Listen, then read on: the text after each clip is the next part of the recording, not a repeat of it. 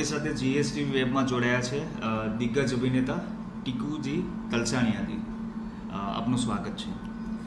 ટીકુજી, મારો પહેલો પ્રશ્ન એ છે કે આપની જે આગામી ફિલ્મ આવી રહી છે ફરી એકવાર, એમાં શું ખાસ છે અને દર્શકોને શું જોવા મળશે?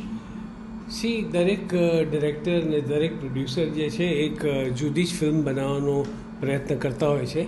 એવી જ રીતે આ એક જુદી જ વાર્તા પર એક સરસ મજાની ફિલ્મ અમે લોકોએ બનાવી છે. અને વાર્તા બહુ જ જુદી છે. વાર્તા તો હું કહી નહીં શકું તમને, પણ it's a very different film અને એક ડિફરન્ટ અટેમ્પ્ટ છે. આપણે જેમ દરેક ફિલ્મમાં જુદા જુદા અટેમ્પ્ટ્સ કરતા હોઈએ છીએ, એવી રીતે આ એક ડિફરન્ટ અટેમ્પ્ટ છે, જેનાથી એક પ્રયત્ન છે જે કંઈક બીજું પીરસવાની, જે તમને અને અંદર તમે પ્રાર્થના કરતા જ હોય છે કે તમને ગમી જાય અને વધારે ને વધારે આ હિટ થઈ જાય. ક્યાં વાત. ગુજરાતી થિયેટર અને સિનેમામાં કામ કરવાનો અનુભવ તમારા માટે કેટલો અલગ રહ્યો છે? અલગ રહ્યો છે એટલે સિનેમા અલગ છે અને થિયેટર અલગ છે. થિયેટરમાં ઓડિયન્સ તમારી સામે બેઠું હોય છે ને એ તમને ત્યાં ને ત્યાં જ એક્સેપ્ટ કરે છે અથવા તો તમને નથી એક્સેપ્ટ કરતું. ફિલ્મમાં તમે રીટેક કરી શકો છો અને you can shoot it till you get better and better and better. તમે ઘણી બધી હિન્દી સિરિયલોમાં બી કામ કર્યું છે. સજ્જન રે ઝૂઠ મત બોલો, યે જો જિંદગી હૈ, પછી સિરકત, કભી હા કભી વો, એ ટીવી શોમાં કભી હા કભી ના, એ ટીવી શોમાં અને ફિલ્મોમાં અભિનયનો કેટલો ફરક છે? ફિલ્મોમાં જેમ મેં તમને કહું ને કે ફિલ્મોમાં અને અભિનય આમાં ટીવી સિરિયલમાં એમાં એ સેમ છે એકચ્યુઅલી. બધું કંઈ બહુ જુદું નથી. ખાલી એટલું હોય છે કે ટીવી પર બોલવાનું વધારે હોય છે અને ફિલ્મોમાં બોલવાનું ઓછું હોય છે.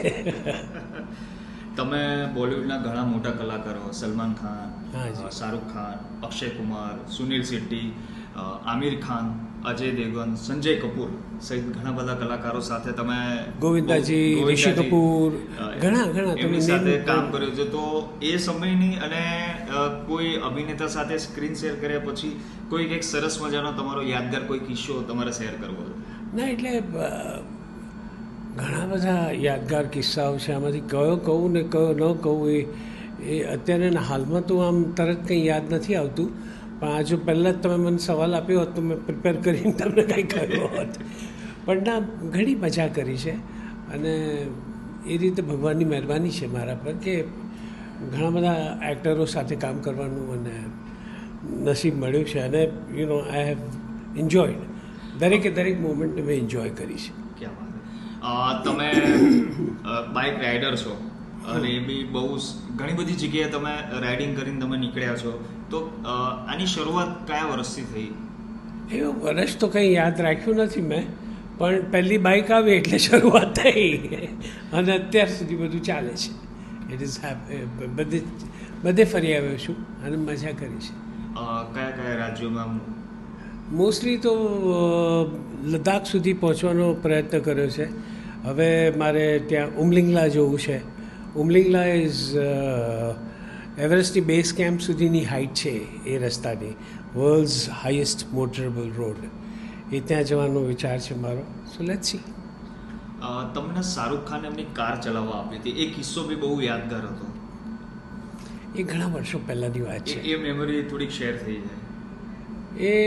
એમણે નવી પજેરો લીધી હતી અને એ એમને લાલ કલરની પજેરો હિઝ ફર્સ્ટ કાર. અને મેં માગી એમની પાસે, તો એમણે કહ્યું કે લઈ જા, have a nice ride and come back. અને પછી તરત જ મને પૂછ્યું કેવી લાગી ગાડી, અને મને બહુ જ મજા આવી હતી. અને શાહરૂખ ખાન સાહેબ તો એકદમ દિલદાર માણસ છે. તરત જ આપી દીધી એમણે ગાડી વિધાઉટ થિંકિંગ. મેં મજા પણ કરી એમાં. એટલે હું ફરી આવ્યો, એક સરસ મોટો રાઉન્ડ મારી આવ્યો. એની જ મજા હતી. એ જિંદગીની યાદગાર ક્ષણ. હા, જિંદગીની યાદગાર. હા, જિંદગીની યાદગાર ક્ષણોમાંની એક ક્ષણ. તમે 250થી વધુ ફિલ્મોમાં કામ કર્યું છે. એમાં તમારો કોમિક ટાઈમિંગ અને કોમેડી, ખાસ તરીકે તમે કોમિક રોલમાં સતત કામ કરો, તો કોમેડી કલાને સંપૂર્ણ કરવાનું તમારું રહસ્ય શું છે? તમારો સવાલ સમજો નહીં.